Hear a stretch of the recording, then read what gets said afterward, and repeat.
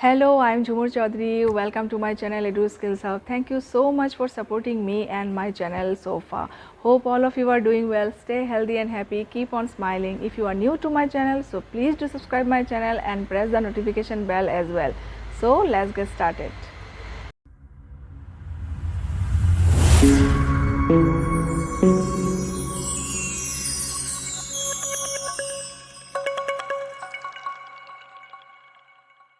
Hello my dear viewers, students. Today I am going to explain Thomas Hobbes' theory of state, social contract and the concept of human nature according to Hobbes. So before the explanation, we need to know a brief introduction about Thomas Hobbes. Thomas Hobbes was an English philosopher.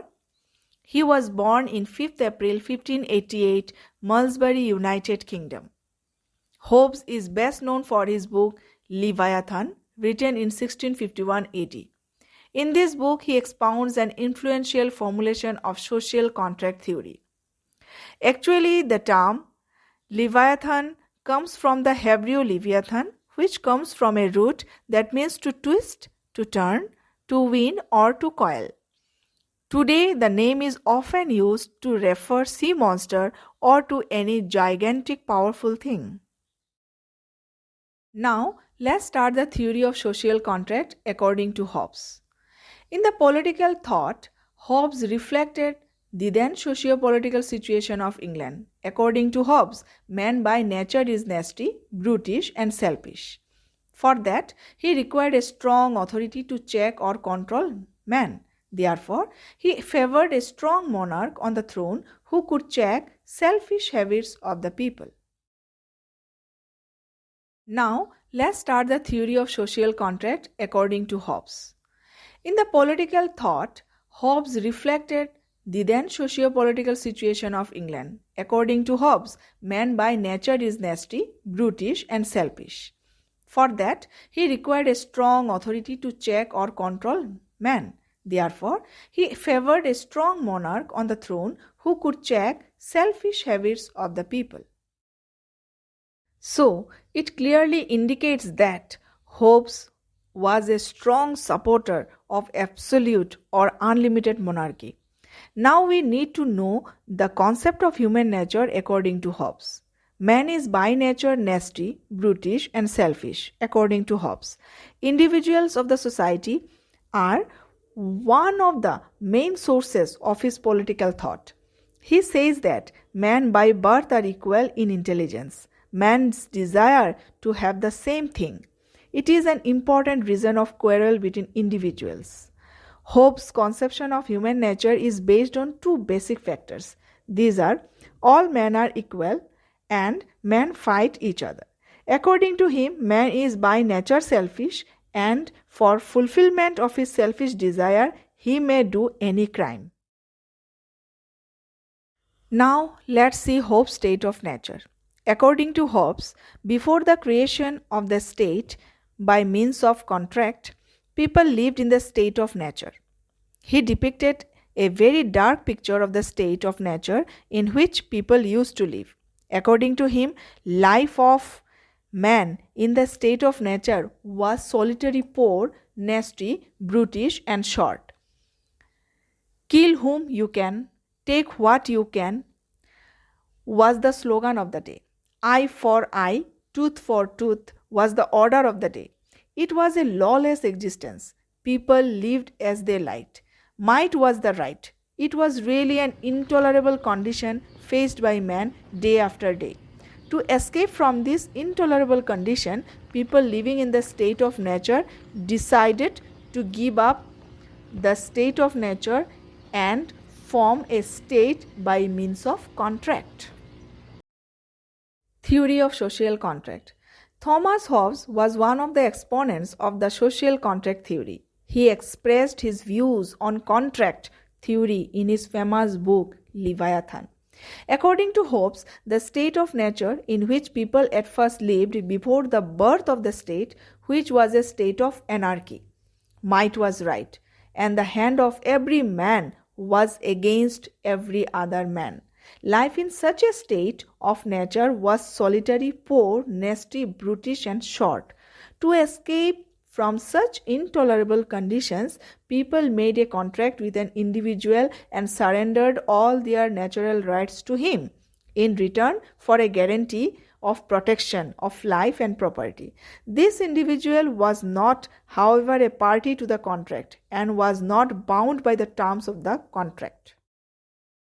That person was the king, who possessed absolute power over the people. According to Hobbes, the particular individual to whom people surrendered all their natural rights was the king.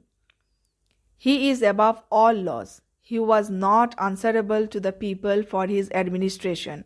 Hobbes made the ruler a Leviathan. Hobbes said that the king was the preserver of peace, hope for prosperity, development, and security. So, after close analysis of Hobbes' views, some characteristics of sovereign may be found out. Here, sovereign means king or the queen. So, first characteristics, above laws. Sovereign shall not be party to the contract and shall remain above all laws. Second characteristics, custodian of rights. Since all have surrendered their natural rights willingly to the king or the queen or the sovereign was the custodian of their rights. Third characteristics, beyond constitutional checks. The sovereign or the king or the queen, according to Hobbes, had no constitutional checks. The ruler can run the administration according to his whims and caprices. Fourth characteristics, sole interpreter of law. The king was the sole interpreter of law, which could not be challenged by anybody. Fifth characteristics, beyond breach of trust. The king could not be charged with breach of contract because he was not a party to the contract. Sixth and the last characteristics, final authority to contracts. The authority of the sovereign or the king or queen is universal. Hence, Hobbes' views on human nature, social contract, are not free from defects.